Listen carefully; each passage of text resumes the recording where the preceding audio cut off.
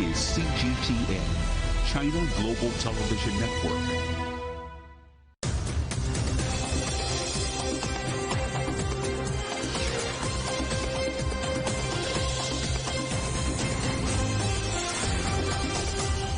Live from London, this is The World Today. Hello, I'm Louis Jabalkil. Welcome to the programme. Our top stories this hour. Long-awaited reunions and hopes of a tourism boost. China reopens borders as visitors start arriving in Europe. And how one British businessman is trying to convince Prime Minister Rishi Sunak to improve education about China.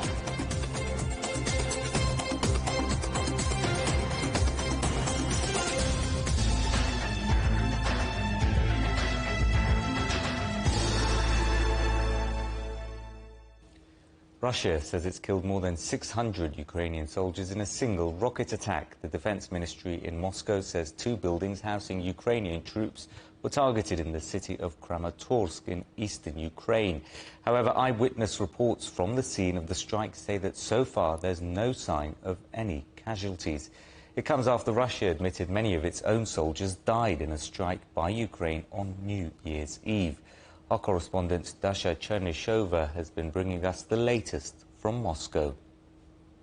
Yes, indeed. According to the Russian Defense Ministry, they carried out a retaliatory attack. Now, the Russian intelligence was able to find the locations of where the Ukrainian troops were stationed in Kramatorsk in eastern Ukraine. The Russian Defense Ministry said that they have found 2 buildings, one housing 700 Ukrainian servicemen and another housing 600 Ukrainian servicemen. So the Russian troops carried out a retaliatory strike, killing 600 Ukrainian troops. At the same time, we have heard that the Russian Defense Ministry is, of course, attributing this attack as a retaliation to what happened in Makiyivka. Back then, on the 1st of January, the Ukrainian troops killed 89 Russian servicemen after they were using their mobile phones on New Year's Eve. And Russia's society and Russian officials have all expressed their criticism against what happened. So they were demanding vengeance against this incident and also a thorough analysis how that actually managed to happen, how that was actually possible.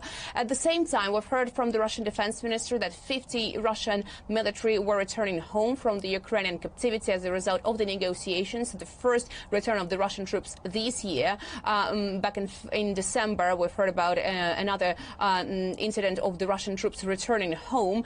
And also, we've heard from the Russian Defense Ministry talking about the unilateral ceasefire that lasted for 36 hours and that the Russian army, according to Moscow, has been maintaining and observing by, despite the shelling coming from the Ukrainian positions. Russia says that it was in order to provide the opportunity to the Ukrainian Orthodox Christians to attend the services on Christmas Eve and on Christmas Day, but Ukraine criticized that, calling that a ploy. Well, those unverified claims by Russia come as fighting and shelling continue in Ukraine after Moscow ended its self-declared ceasefire. Kyiv has reported civilian casualties, while Russian-backed officials say 2 power plants have been damaged. The pause in fighting to mark the Orthodox Christmas was rejected by authorities in Kyiv.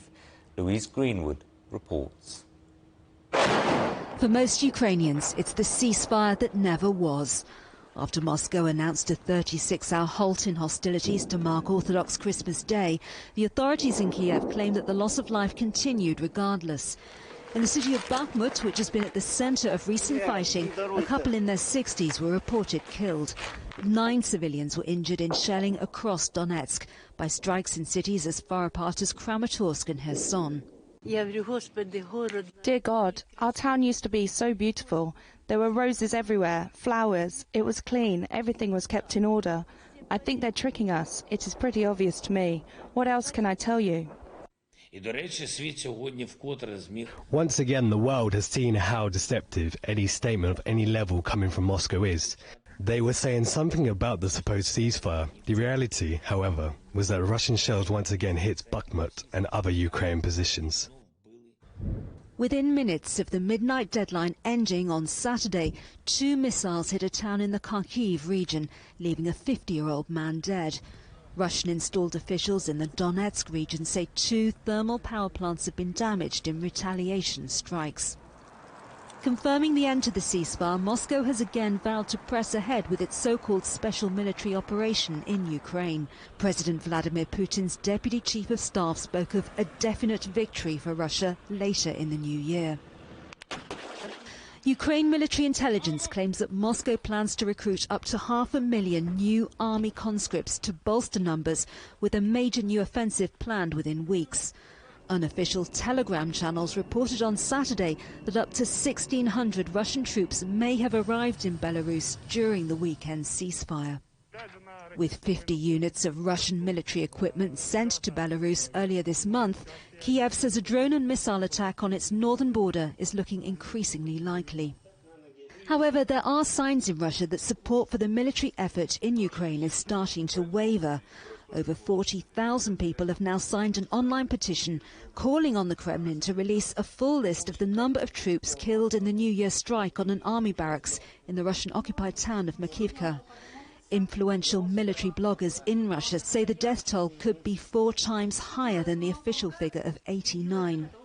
But with the UK announcing a meeting later this month to boost support for a possible war crimes investigation at the International Criminal Court once the conflict in Ukraine is over, pressure on Moscow for an outright victory to end the fighting once and for all has never been higher. Louise Greenwood, CGTN. For the first time in 3 years, China has opened its borders to quarantine-free travel. There's already been a surge in the number of people arriving into the country, while passports and visas are once again being issued to mainland residents looking to head abroad. We'll look at the international impact shortly, but first to Beijing and our correspondent Zheng Yibing. 10 inbound flights arrived at the Beijing Capital International Airport on the first day that China shifted its epidemic response policies, and inbound travelers no longer have to undergo quarantine or take a nucleic acid test upon arrival. Well, these are the passengers from the first inbound flight to the Beijing Capital International Airport today. There are more than 290 of them, and they're guided to get across this channel and get past the inspection station. The passengers are mainly for visiting families, business trips, or traveling. They shared feelings for the major change. We were quarantined several times when we came back. Now, finally, it's the very first time we can pass directly. It's actually the first time our little daughter sees her grandparents, so it's a very happy day. Yeah, I'm really excited to see it. Been looking forward to this for a long time. So. Definitely. I'm so happy that we could come back to our country conveniently, and border passing is pretty fast. Beijing has made full preparations for the shift, and in its airport, the border inspection has moved to the big hall with the layout and facilities upgraded. Our station has put the brand new workplaces into use, completed the supporting measures, and made sure that the resumption of international flights go on in an orderly fashion, contribute to the international exchanges, and serve the economic and social development. For a better customs clearance experience, we have increased 12 inspection channels and a waiting area, and have set up a special channel for those in need. For example, the elderly, children, and those with illness. The personnel said for today and for the future, they've made rounds of tests and optimized working procedures with all systems at the airport. From what we see, the international airport is becoming busy again with upgraded services amid the shift in China's epidemic response policies. Zheng Yibing, CGTN, Beijing. Well, airports around the world have started receiving more Chinese passengers too. That's despite the introduction of travel restrictions by many countries due to the high number of COVID cases in China. Our correspondent Ken Brown is at Madrid's main international airport in Spain. Ken, how are things going there then? How has the country been preparing? Yes, we're here at Madrid Barajas Airport, where we've seen the first few flights of this new, what some people are calling the great reopening. Some of the key preparations have focused around the COVID pandemic. There have been some specific restrictions and regulations for Chinese travelers arriving. There's been a little controversy about that. But having spoken to those passengers, they say the process has been pretty smooth. pretty seamless. Spain has been preparing for the return of Chinese tourists in other ways too, particularly by enticing them back. They represent a particularly high-value sector of the market here. We've seen cultural promotions in Beijing, for example, around the 50th anniversary of the death of Picasso. We've seen a number of social media campaigns that have had a big response in China, lots of interactions. There seems to be a lot of interest, and that's what we're seeing here in the airport. We speak to Chinese people. They talk about how happy they are to be able to travel again, to be able to spread their wings. We've also seen, while we haven't seen huge numbers of tourists, what we have seen are some lovely moments as Chinese people get to reunite with their loved ones, sometimes with people they may not have seen for 2 or 3 years. We've prepared a short report for you. Here it is. They're calling it the Great Reopening as the world's tourist industry welcomes back Chinese travelers. But the human story is just as compelling. Gemma Leo is here in Madrid airport waiting for someone special on the first flight from Beijing after the travel restrictions have been lifted. I'm here for my boyfriend. We haven't seen each other in 3 years. I'm so excited to see him again. Finally reunited and well worth the wait, the COVID entry requirements, it seems, were not a major issue. We needed a COVID test, but for us that's not a big problem, because in China we've been doing lots of tests too, so we're used to it. The results are fast, 6 hours, 10 hours, and you have it. While much of the focus has been on the controversy around the cautious COVID regulations recommended by the European Union, family reunions and scenes of joy have taken centre stage at airports around the world before the beginning of the Lunar New Year. This is also good news for the tourism sector here in Spain, which accounts for 15% of GDP, by far the largest and most important industry in the country. The doors are now open to welcome back Chinese tourists, and that means a big boost for the economy. In 2019, Chinese travellers spent $255 billion abroad. It's the biggest outgoing tourist market in the world. That same year, they were also the biggest spenders in Spain, leaving more in the local economy per person than any other nation. The early signs are already promising. Foreign destination bookings have soared by 500% compared to this time last year. With COVID restrictions on the world's largest country now lifted, expect to see more scenes like these as Chinese families and friends reunite around the world. So, Ken, you touched on it there. Chinese travellers in Spain, big spenders. What have businesses there been doing to try and tap into that market? Yes, I mean, between 2016 and 2019, Chinese tourist numbers to Spain doubled to over 700,000. And, of course, Chinese are now keen, the Spanish are now keen to welcome the Chinese tourists back. Spain has a lot to offer when you think about it, between culture, cuisine, beaches, shopping, two of the biggest football teams on the planet. And if there's one thing that Chinese and Spanish people share, then it's a love of food. There's amazing food here. There are dozens of Michelin star restaurants. There's a lot of experiences to be had here that maybe are difficult to have in other parts of the world. So I would say that overall the reaction, particularly within the tourist sector, has been positive. It's one of anticipation and hope that Chinese tourists can help with the recovery after 2 difficult years for the tourism industry. OK, Ken, thanks for that. That's Ken Brown, live in Madrid. Sweden has warned that it can't meet demands by Turkey that will unblock its application to join NATO. Sweden's Prime Minister says the decision whether to approve his country's bid to join the bloc is now in Ankara's hands. The government of President Erdogan has been using its vote as a NATO member to obstruct the applications of both Sweden and Finland.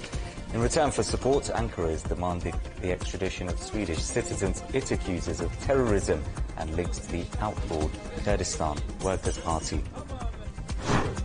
German police have arrested a 32-year-old Iranian citizen suspected of planning a chemical attack. Authorities in Dusseldorf say the suspect was trying to procure cyanide and ricin, toxic chemicals they believe would have been used in an Islamist-motivated attack. Colombia's president has made a surprise visit to Venezuela to meet his counterpart. It's the second time Gustavo Petro has met with Nicolas Maduro since the two countries renewed political ties last year. Venezuela broke off relations in 2019 after Maduro accused Petro's predecessors of orchestrating an attempted coup against him. Thousands of Israelis have protested against Prime Minister Benjamin Netanyahu's new government, which is regarded as the most right-wing in Israel's history. Protesters in the coastal city of Tel Aviv carried signs with slogans including "Democracy in Danger." Netanyahu returned to office last month at the head of a coalition which includes extreme right and ultra-Orthodox Jewish parties. Still to come on CGTN. Europe gears up for the return of thousands of Chinese tourists will be live in Italy. And a British businessman on a mission to boost Chinese education in the UK.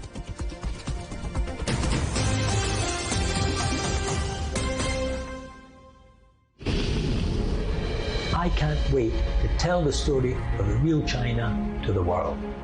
70 years ago, a small group of British businessmen travelled to China to unlock opportunities between the two countries. They became known as the Icebreakers. I'm travelling around China, introducing China to the world.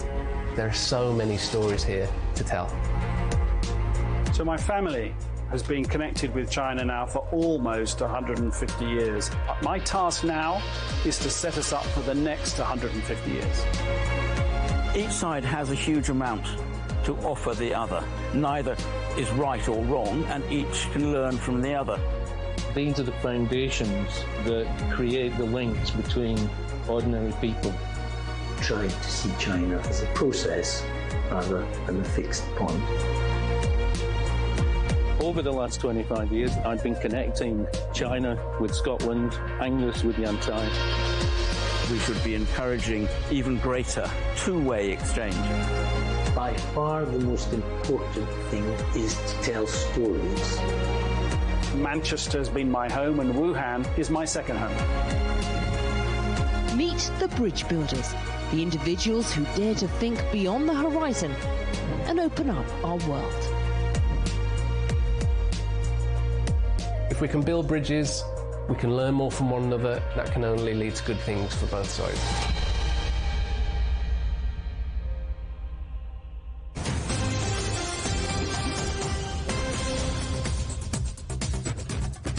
Welcome back to The World Today. A reminder of our headlines. Moscow claims to have killed 600 Ukrainian soldiers in a single attack in Kramatorsk in the east of the country. Kyiv calls it propaganda, while eyewitnesses say there are no signs of casualties. And China has reopened its borders, with visitors starting to arrive at airports across Europe. One European country expecting to see a big boost in the number of tourists from China is Italy. Our correspondent Alex Fraser is in Milan. Alex, what's the situation like then where you are? Alex, if you can hear us.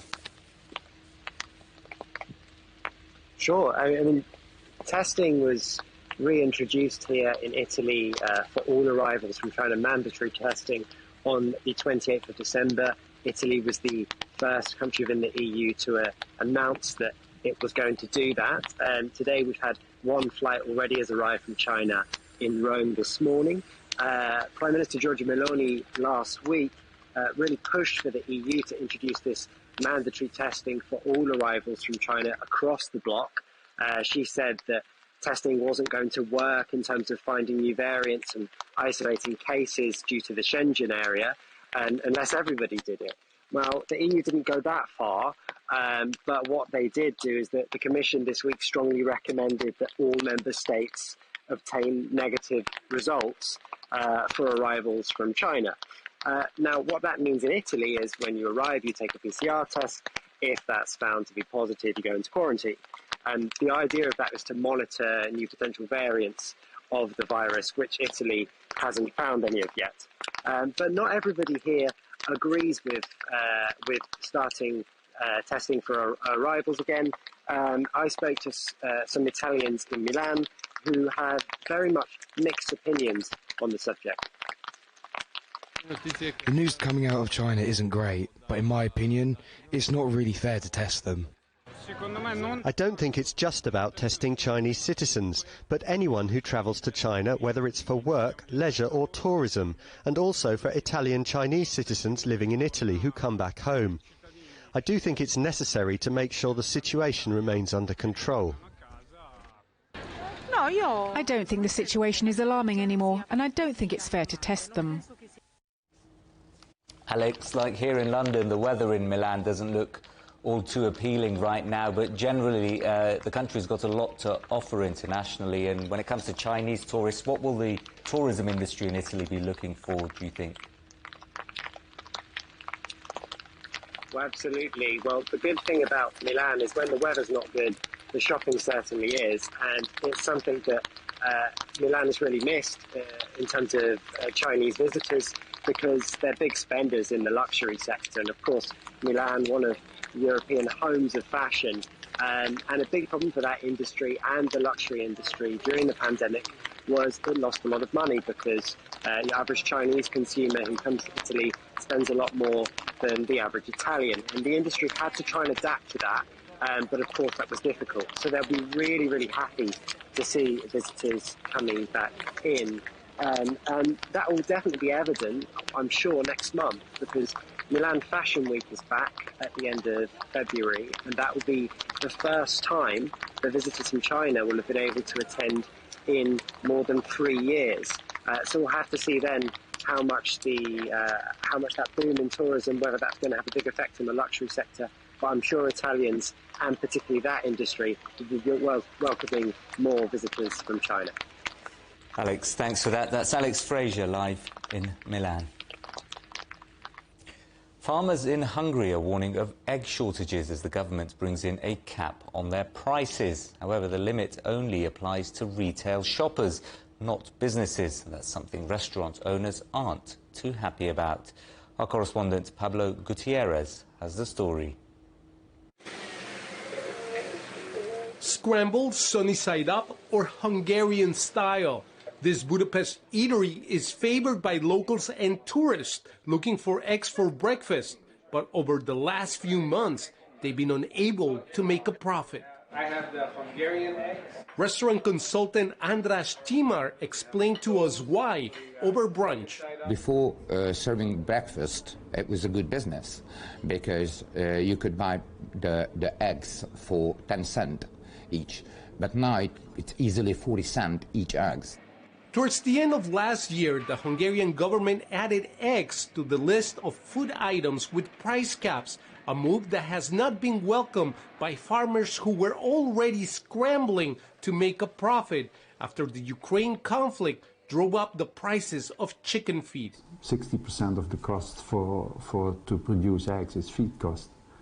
And if this is raising with 30–40%, that means that the prices for the eggs are also more expensive to produce. According to the Hungarian Egg Association, about 2 billion eggs are consumed in this country each year. The group says higher feed costs, the price cap, and a dangerous avian influenza outbreak are hitting the entire industry. This year, Hungarian farmers are also dealing with the largest ever outbreak of avian influenza, H5N1. Experts say that entire flocks have been killed, and this is contributing to a shortage of eggs and poultry and also driving up prices. Farmers say they are beginning to crack under the pressure. Farms are getting infected. And the problem is then, okay, you lose the flock. There is some compensation paid by the state, but you have to start again. So that means you have to buy new chickens, and also those prices, they are going up because they are having the same problems. Restaurant owners fear the price of eggs will continue to rise this year, and they wonder how much more their customers will be prepared to fork out for an omelette. Pablo Gutierrez, CGTN, Budapest. Senegal has declared 3 days of national mourning after at least 38 people were killed in a collision between two buses. The accident happened near the town of Kaffrine, 220 kilometers southeast of the capital, Dakar. It's thought to have been caused by a tyre bursting on one of the vehicles. Around 80 people were injured. 46 soldiers have been welcomed home in Côte d'Ivoire after being held in Mali for 6 months. A court sentenced them last July to 20 years in prison for undermining state security. So on Friday, they were pardoned by Mali's military leader, Assimi Goïta. Côte d'Ivoire's government says they were sent to Mali to be part of a UN mission fighting Islamist militants. In many parts of the world, there's a growing appetite to learn the Chinese language and Chinese history. But here in the UK, there's a lack of qualified teachers, particularly in higher education. Jim Drury reports on how one businessman is trying to change that by lobbying some very senior politicians. London primary school children learning Chinese. They're among very few Britons to try. Barely 1,500 17 and 18-year-olds in the UK studied Chinese last year. There are some universities which have fantastic courses which teach modern Chinese language and indeed classical Chinese language in detail. And there are also programs, some of them sponsored by private companies, some of them with government encouragement, that try and introduce some level of Putonghua, Mandarin language, into schools, high schools in the UK. But there's still a sense that compared to the importance of China, we don't have necessarily enough teaching of Chinese that spreads throughout the country as a whole. 3 major problems have contributed to the low uptake. The UK has few qualified Chinese teachers. It's more difficult for Westerners than learning European languages, while achieving top grades is tough when pupils must often compete with native speakers. Businessman Tim Clissold lived in China for more than 20 years. Now back in the UK, he's co-created an A-level syllabus in Chinese civilization. I've got an exam board that would like to set and assess and award the qualification, and it needs to be approved by Ofqual, which is the regulator, the educational regulator, and that needs sign-off by the UK government, and that has proved to be very, very difficult. And I just find that tremendously disappointing, where you've got a solution and it's also funded as well. In recent years, Clissold's case has won support from his local Member of Parliament, raising hopes of a breakthrough, because his MP is Prime Minister Rishi Sunak. Ultimately, we have to do something about the lack of knowledge about the Chinese civilization. We have to empower the next generation to be able to interact more strongly with China. You have to know more about it to be able to interact with it, and that's a basic Chinese philosophy itself. If Sunak shares this philosophy, then China's language and history could potentially become a key part of the UK school curriculum. Constituent Tim Clissold won't rest until it does. Jim Drury, CGTN, London. Our headlines again. Moscow has claimed to have killed 600 Ukrainian soldiers in a single attack in Kramatorsk in the east of the country. Kyiv calls it propaganda, while eyewitnesses say there's no sign of casualties. And long-awaited reunions and hopes of a tourism boost. China reopens borders as visitors start arriving in Europe. And that is the world today. Thank you for watching. We're on smart TV apps, Roku, Apple TV, Amazon Fire and Android TV, YouTube and Dailymotion, CGTN.com and the CGTN app. And in the UK, 24 hours a day on Freeview. There's more news coming at the top of the hour. Up next on CGTN, it's Razor. For now, from all of the team in London, goodbye.